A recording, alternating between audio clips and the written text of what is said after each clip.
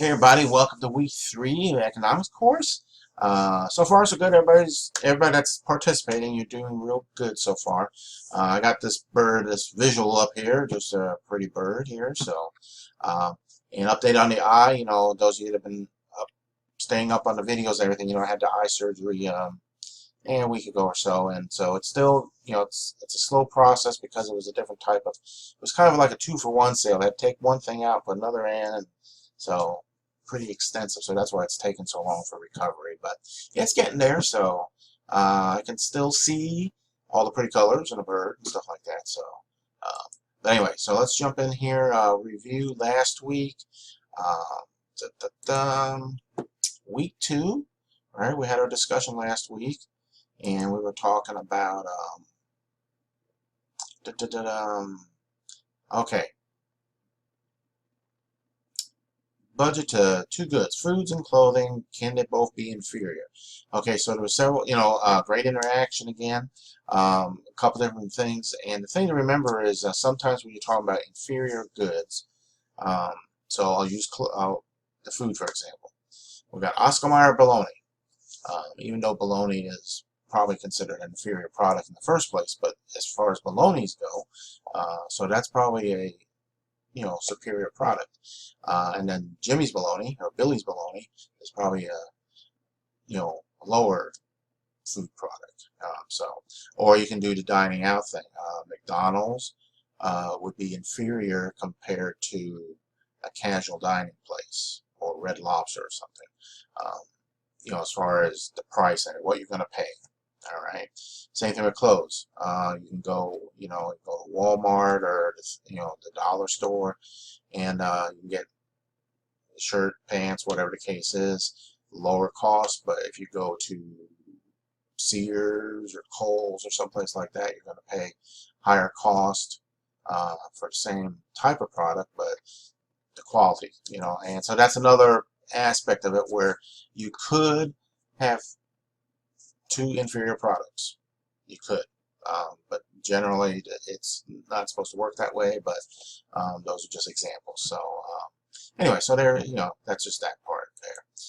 The assignment, what I saw. Okay, yeah, there's a few you hadn't turned in yet, so I'm not going to talk about that because I don't want to give it away. But the ones I seen were good, so good deal there. Okay, the upcoming discussion, week 3. Okay, you got your annual retainer here. So that's the topic. Is it an economic cost or not, and why? You got 3 chapters this week. We got chapters, I believe it's 7, 8, 9. Okay, 7 cost of production. How, and then now economics. Those of you that are already in the class, you're already here in the class, so it's numbers and it's a little more difficult than some other courses. So, but there's a lot of things that go into it here.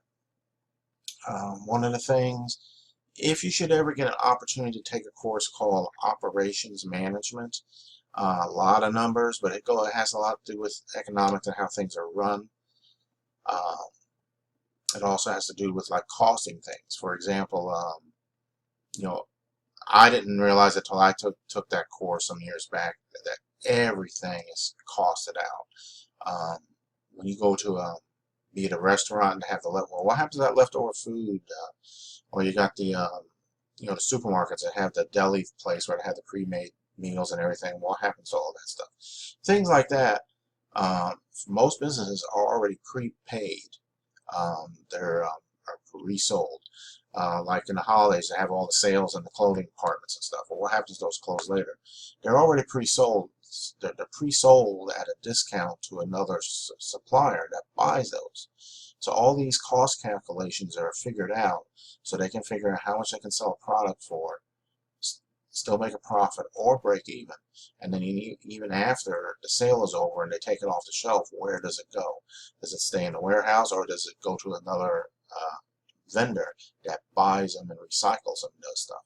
So these are a lot of things that go into all of this, all these things here.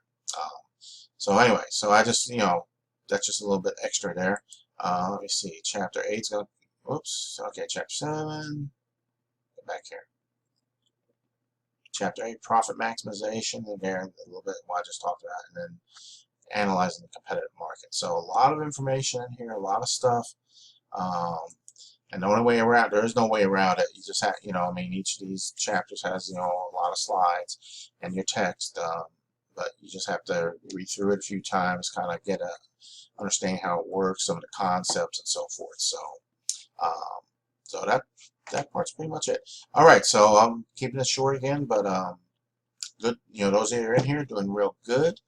Let me see. What's my last week? I mentioned my school, my high school.